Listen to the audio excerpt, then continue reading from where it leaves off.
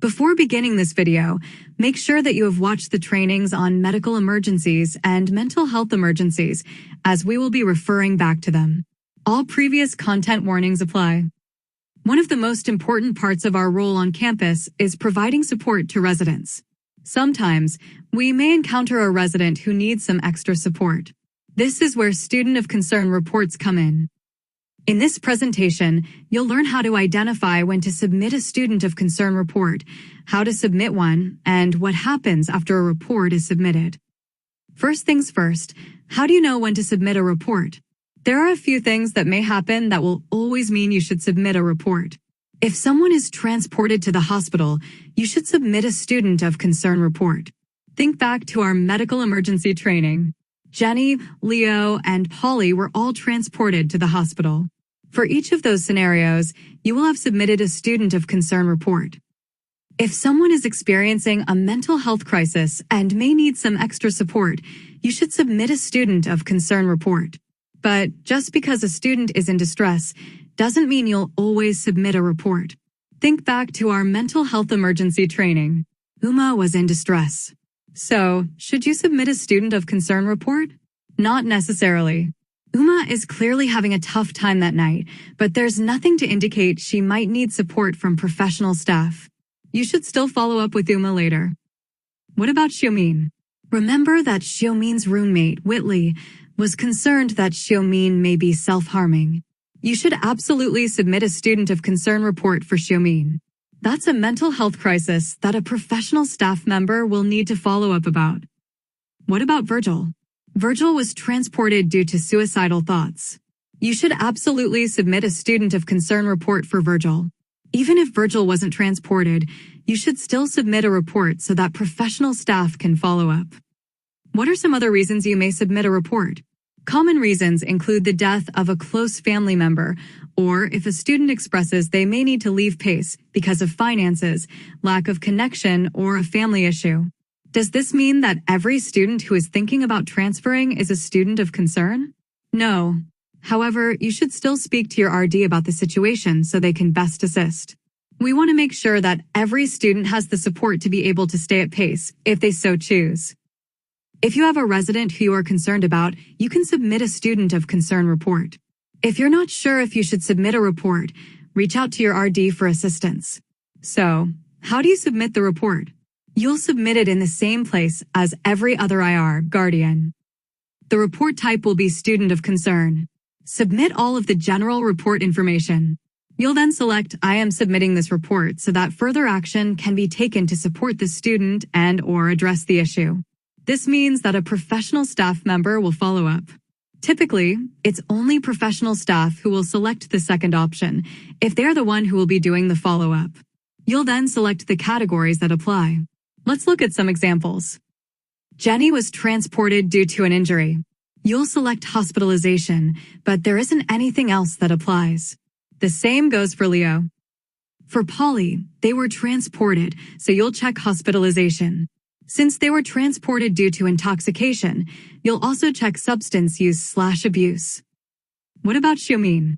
You'll absolutely check mental health. If Whitley told you that Xiaomin was struggling in classes or was having trouble adjusting to PACE, you might check academic concern or social/adjustment issues. But if you're not sure what else is going on besides the mental health concern, it's okay to just check the one box.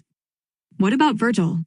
Virgil told you he had failed a test and may not be able to continue in the nursing program. That's an academic concern. You'll also check suicidal/homicidal ideation, mental health, and hospitalization. Then, indicate severity. If someone is hospitalized, the severity is high. This means that for Jenny, Leo, Polly, and Virgil, the severity is high. What about Xiaomin? Because we are concerned about Xiaomin's safety and want to move quickly to support her, the severity is also high. What are some examples of situations where the severity might be low or medium? If a resident is saying they might need to leave PACE for financial reasons or lack of connection, that might be low severity. We want to give support, but we're not concerned about safety. If the severity is high, we want to follow up the next day. If severity is low, we don't need to move as quickly. If a professor submits a report because a student has missed multiple classes, the severity might be medium. Then you write the details. This is a little different to writing another IR. You want to give a summary of the student's situation in an objective, non-judgmental way. Leo was transported to Phelps Hospital via ambulance after having an asthma attack. Residential life staff contacted his emergency contact. He was accompanied to the hospital by his roommate, Muhammad. Polly was transported to Phelps Hospital due to intoxication at an on-campus party. Residential life staff contacted their emergency contact as they were not conscious. They have been documented for a conduct code violation. Xiaomin's roommate, Whitley, reported that she was concerned that Xiaomin may be self-harming. The RD on duty was contacted. Virgil was transported to Northern Westchester Hospital by recommendation of protocol due to suicidal thoughts.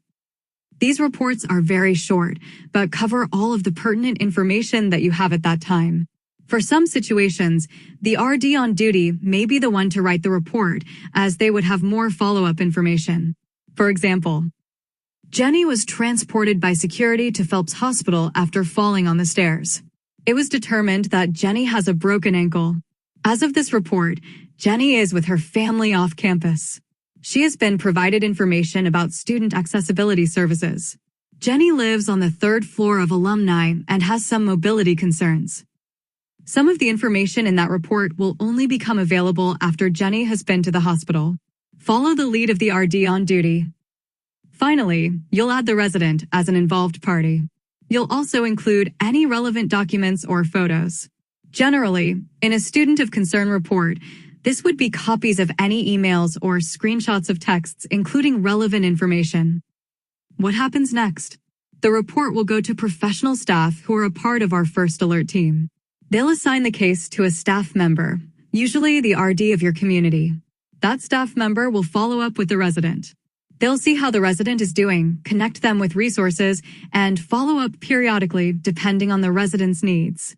Resources might include the Counseling Center, Student Accessibility Services, the Office of Sexual and Interpersonal Wellness, their academic advisor, the LGBTQA+ Center, the Office of Multicultural Affairs, Title IX, or any other relevant services. A resident may be a student of concern for a short amount of time or for a much longer time, depending on their situation. Keep in mind that you will likely not find out any additional information after you submit a report unless there is action you need to take. Student of concern reports are an essential part of providing support to our students. In this presentation, you have learned when to submit a report, how to submit a report, and what happens after a report has been submitted. Remember that if you aren't sure if a report needs to be submitted or how to submit the report, you can always reach out to your RD or the RD on duty. Help is just a phone call away.